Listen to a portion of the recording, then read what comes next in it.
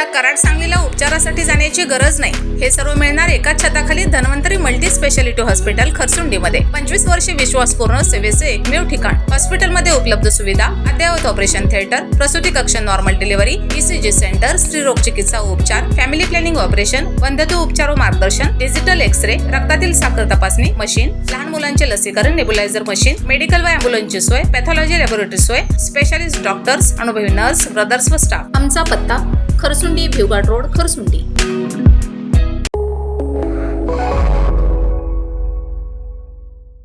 नमस्कार, मी मयुरी आणि आपण पाहत आहात 7 स्टार न्यूज.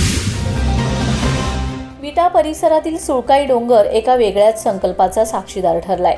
वाढते प्रदूषण, झपाट्याने होणारी वृक्षतोड, बदलते हवामान आणि दिवसेंदिवस धोक्यात येणारे पर्यावरण या सगळ्याच्या पार्श्वभूमीवर केवळ चिंता व्यक्त न करता प्रत्यक्ष कृतीतून पर्यावरण संवर्धनाचा संदेश देत विश्वात्मा सोशल असोसिएशनने सुळकाई डोंगराच्या वनविभाग परिसरात तब्बल 250 रोपांचं वृक्षारोपण केलंय.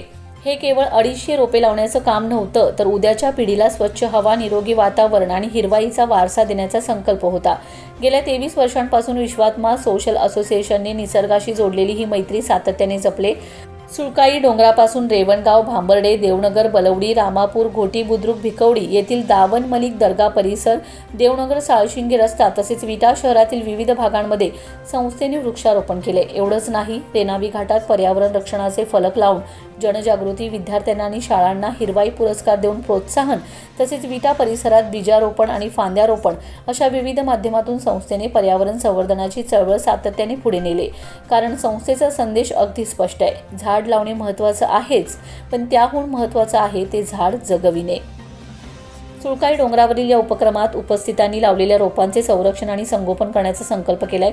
या कार्यक्रमास अध्यक्ष डॉक्टर मानाजी कदम, डॉक्टर स्नेहा कदम, नितांत तांबडे, डॉक्टर रामचंद्र कुंभार, डॉक्टर स्वाती शिंदे पवार, हेमंत कांबळे, सतीश गायकवाड, डॉक्टर विकी देशमुख, संभाजी पाटील, ऋषिकेश तांबडे, अपूर्व तांबडे, अभिजित कांबळे, सोमनाथ सूर्यवंशी, सोहिल होनवाड, सारिका सावंत, प्रिया कदम, ऋत्विका लोंढे, गजानन बाबर, कुलदीप रोकडे आणि शुभम कांबळे यांची प्रमुख उपस्थिती होती. विश्वात्मा सोशल असोसिएशनने सामाजिक कार्याच्या 23व्या वर्षाची सुरुवातही पर्यावरण संवर्धनाच्या या हिरव्यागार संकल्पनाने केली आणि आता या पावसाळ्यात तब्बल 500 वृक्षांचं रोपण करण्याचा संस्थेने संकल्प केलाय.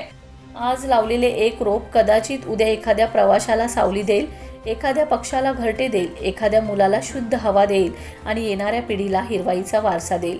म्हणूनच आज लावलेले एक रोप म्हणजे उद्याच्या पिढीसाठी दिलेली हिरवीगार भेट आहे.